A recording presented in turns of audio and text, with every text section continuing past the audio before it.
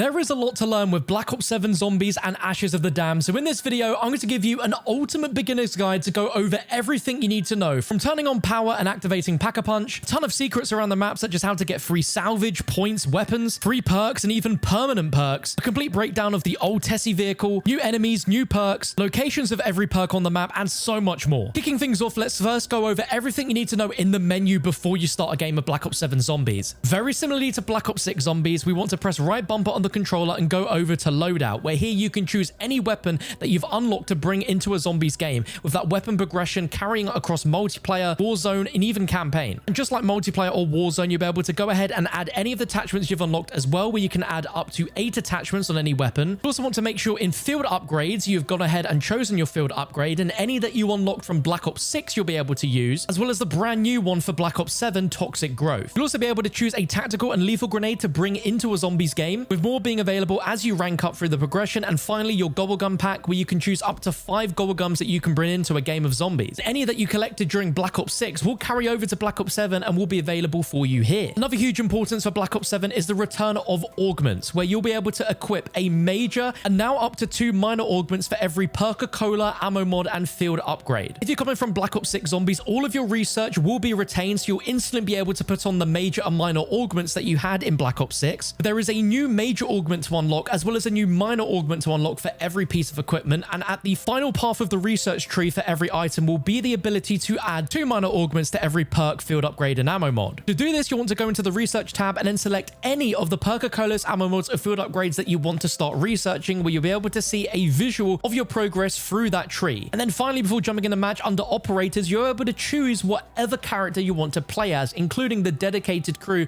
of 8 characters, including the brand new characters such as Richtofen, Takio, Dempsey, and Nikolai. Now we can finally jump into a game of Zombies, where under select match, you'll have several options, including standard, survival, and Dead Ops Arcade 4. Standard is where you're going to get that core Black Ops 7 Zombies experience with Ashes of the Damned, and upon spawning into the match, your main port of call is going to be to open power and Pack-a-Punch. In order to do so, you firstly need to acquire Ted's head. Now, in order to do this, you need to buy this door in the spawn room that will take you into a room called the server room. You'll then want to make your way to this corner of the server room, where you want to use your melee button on this grate to reveal a Ted's head item which you can pick up. From here, make your way to Old Tessie, and either on the left or right front doors, you'll be able to interact with Old Tessie to install the Ted head onto the vehicle. Once it's installed, you'll be able to drive Old Tessie, and your next decision will be to either take the left route or the right route, breaking through the wooden barriers. Now, you can take either option, but they will lead you to different areas of the map. So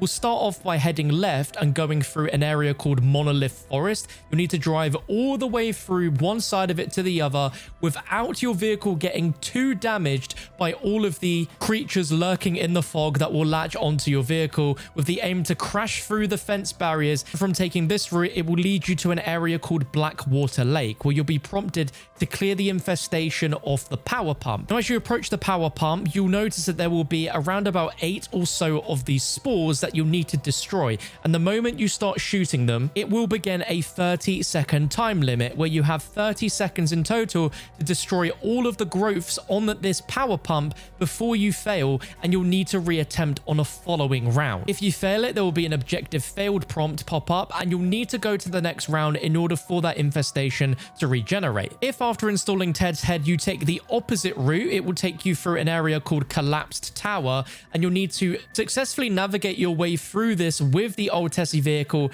and break through the doors in front of you that would lead you to Van Dorn Farm. Just like the example shown with Blackwater Lake, the same objective will be here, where you'll need to destroy all of the spores off of this infestation pump within 30 seconds or so. If you fail it, you'll have to progress onto the next round to reattempt it, but if done successfully, your next prompt will be to restore the power for that respective area. On Van Dorn Farm, you'll be prompted to open a door that will take you into the barn area, and on the second floor of the barn area will be a traditional power switch that, if you pull, will restore the power to that area. If you open the route towards Blackwater Lake and successfully destroy the infestation, your next port of call will be to restore the power in Blackwater Lake by earning enough points to open this door at the top of the staircase that will lead you inside of this cabin, where if you make your way up the stairs all the way on the opposite opposite end, just in front of the snooker table, will be this power switch which you'll need to turn on. Regardless of which side of the map you opened and powered on, your next port of call will be to take old Tessie and drive towards Ashwood, which is the central middle section of the map. Once you arrive, there will be 2 zip lines for you to take, but you'll want to take the one closest on the left side. This will lead you to an area called Market Square, where from here you're going to need to purchase either the door directly to the right of the zip line, or further ahead there will be another door which will take you inside of the tailor shop or into a small building that will have a level 2 armor vest. Once outside into Judgment Square, you then want to buy this debris which will take you to Ashwood Bridge, where in the middle of the bridge is going to be another infestation that you'll need to destroy off the power pump within 30 seconds, which will then allow you to flip a power switch on the very top of the bridge to activate power for that area. Doing this will power up a garage that you'll be able to drive old Tessie into, and if you drive it onto that circular spot in the middle, there will then be an item appearing on this workbench that if you interact with will allow you to install the Pack-a-Punch onto the back of the old Tessie vehicle. And from this point onwards, you'll have Pack-a-Punch activated for the rest of the game,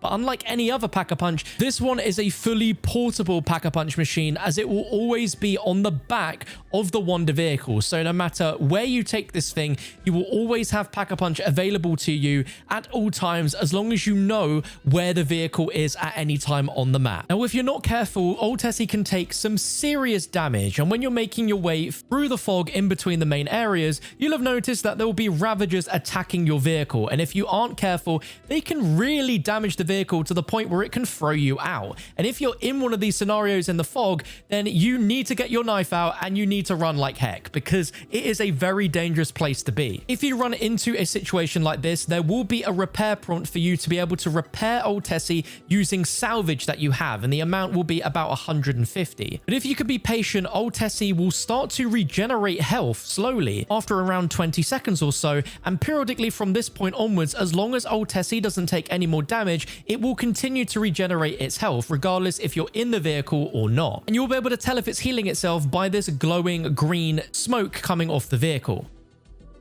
Now, Ashes is a very big map, so there's very good chance that at some point you will lose or even abandon old Tessie and not remember where you've left it. But no worries, if you make your way to Ashwood, which is the main central hub of the map, if you go up to this vehicle summoning station at the front of the garage for 1,000 points, it will bring old Tessie right back inside the garage and will begin regenerating any health that it lost. Similarly, if you left old Tessie somewhere and don't remember where it is, you can go inside of the garage and stand on top of this pad and spend 500 essence. It will teleport you directly back into old Tessie wherever she is on the map. Special rounds on Ashes of the Damned bring the Ravagers, annoying little pests that you'll deal with every 5 to 6 rounds. These are fairly easy to deal with, but they are very quick. You need to be careful of any loose items such as salvage or equipment on the floor, because they will be attracted to it and start eating it. Once they've consumed around 3 different items, they will run to a hidden spot on the map, then teleport away, which can make getting the max ammo tricky. At round 15 to 16, you will deal with the Zursa special type, which is this very strong bear, where you'll want to make sure that you have a decent loadout at this point to be able to take it out, where its weakness is going to be the spores that are going to be along the front of its body. If you're underprepared, this can be quite a challenge and can result in an early down, so just be careful. Keep your distance and make sure you're targeting those spores with a strong weapon. Now, Ashes of the Damned is a huge map, so let's go over all of the areas as well as all the locations for the perks. Starting off first in the Janus Towers Plaza, this is a fairly simple area with not a lot of rooms, with just the one for the server room,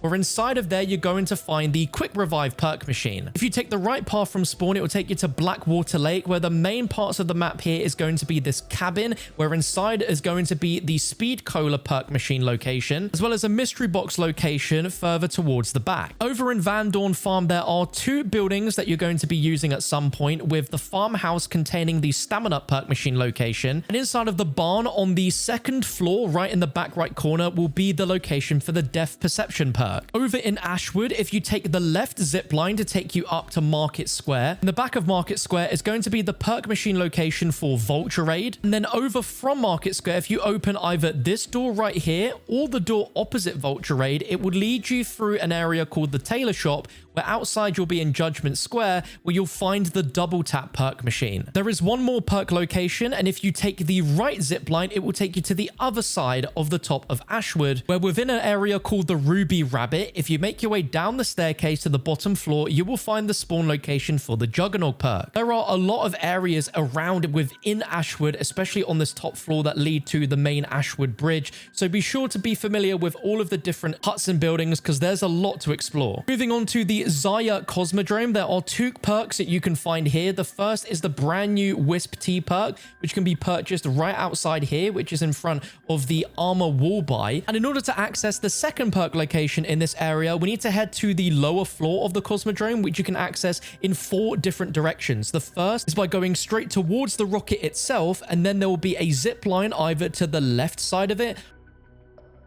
or to the right side of the rocket. Similarly, if you head to the main road leading into the Zaya Cosmodrome, there will also be entrances to the lower level either on the right side of the Cosmodrome or the left side of the Cosmodrome. Whichever direction you use, you will be right under the rocket in the Flame Trench, and in one of the corners will be the PhD Flopper perk. Over in Exit 115, there are 2 more perk locations, the first being Deadshot Daiquiri, which can be found in this garage here, McDougall Service Station, and the second perk, which is Elemental Pop, can be found in Reba's Diner, and there are a total of 3 different ways to enter the diner in order to grab that perk, and that is all the perk locations on Ashes of the Damned. Slight change in Black Ops 7 Zombies this year is how the Wunderfizz works, where unlike Black Ops 6 where it was round 25, Wunderfizz now spawns in once you have purchased 4 perks. So the location for the Wunderfizz is going to be right by this door in the Janus Towers Plaza spawn room. You can see it's not there right now, but the moment I buy my 4th perk, you can see that it materializes into the game and it will be there for the rest of the game. Whether you're playing solo or you're playing co-op, all players in the game have to have purchased 4 perks in order for the Wunderfizz to appear. Outside of the old Tessie vehicle, there is also jump pads that you can use to navigate around the map. So let's go over all of the locations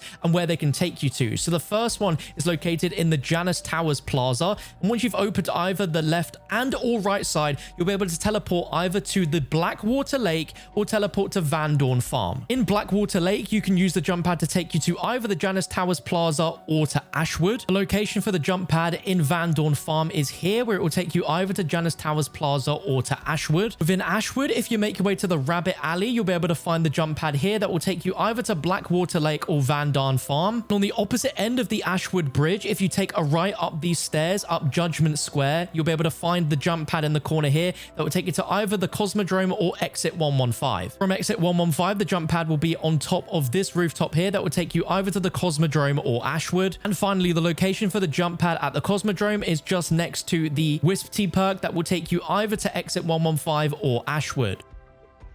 Let's now move on to some game mechanics and secrets within Ashes of the Damned that you're going to want to take advantage of. The first being the Rampage Inducer, which is available in this corner of the spawn room when you first enter a game, and this will allow you to go through rounds a lot quicker and can be disabled or re-enabled at any point. The idea is it will allow you to go through those initial rounds a lot quicker. Now, a big secret with Ashes of the Damned is there is an element to the map where you'll be able to earn free points, free salvage, and even free weapons, and the way you do this is by picking up this item, which can be found in several spots around the map. There seems to be some sort of fumigator that you use on a green plant somewhere on the map in order to grow it. This can be found instantly when you first start a game of Ashes of the Damned, where it can be found right here in the spawn room, and the idea is that you'll be looking for these green orbs or plants on the floor, and if you have picked this item up, you'll be able to spray this onto the plant. It will begin a process where zombies are going to be attracted to it, as well as spawning fresh purple-eyed zombies that will be attracted to it, and the idea is to protect it until it is fully formed into a purple plant and explodes, where then it will give you some free rewards. In this example, one of them gave me 1,000 salvage and the other one gave me 500 salvage, and these green plants will grow again on the next round, so you can constantly repeat this throughout your game. Once you've picked one of these spray items up, you'll have it for the rest of the game. There are plenty of these around the map. One of them can be found in Judgment Square upstairs on this box right here. Another can be found in Blackwater Lake in this tool shed just to the right of this dartboard here, and within the barn of Van Dorn Farm you can also find one upstairs in this corner to the left of the power switch. As mentioned, this can get you free points, free salvage, and in this instance free equipment and even a free weapon.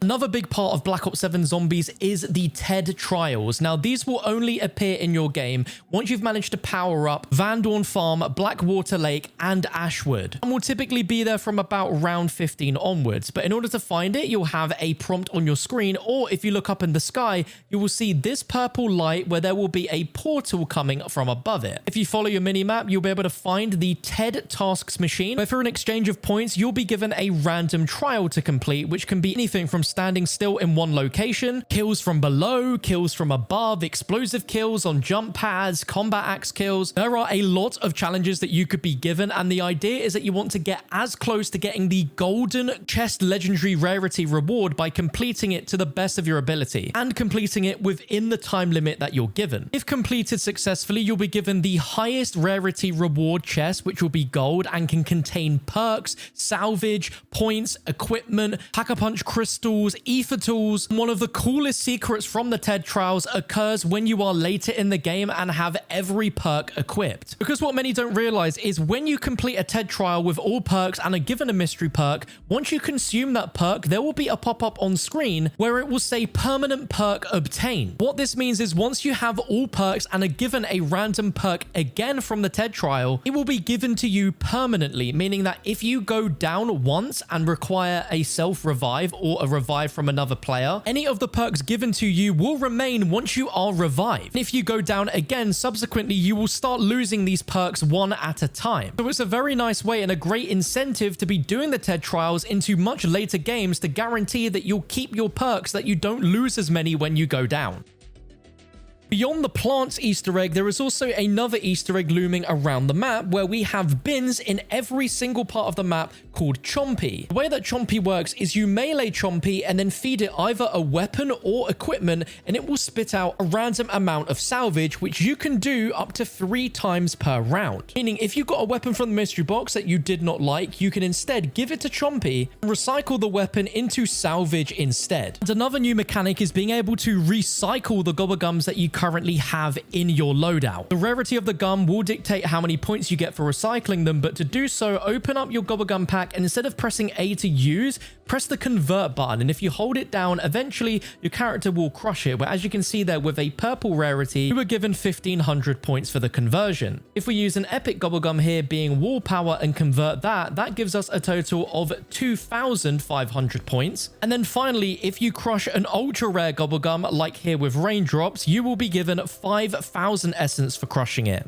Bear in mind that crushing is the same as using it, so you will lose it from your inventory overall if you do decide to crush a Gobblegum. Okay, let's now go over to Exfil, because it has changed somewhat since Black Ops 6 Zombies, but remains the same, where every 5 rounds, there will be a prompt for you to call in an Exfil via a telephone booth in any area of the map. Once it's called in, if you're playing in a co-op game, you'll be given a vote if you want to participate in the Exfil or if you want to continue playing. Once Exfil is called in, you will have an objective to eliminate the HVT zombie near the portal. So there will be this big bubble that will have grown over one section of the area of the map you are in, and you'll need to take this down within the time limit given in order to be able to successfully exfil. Now, you don't have to exfil, you can continue playing as long as you want, especially on solo, and with the save and quit feature returning from Black Ops 6, you'll be able to save your game and be able to return to it at any point in the next 30 days. Some other general quality of life gameplay that you might want to tinker around with is that you can switch to play in third person at any point within Zombies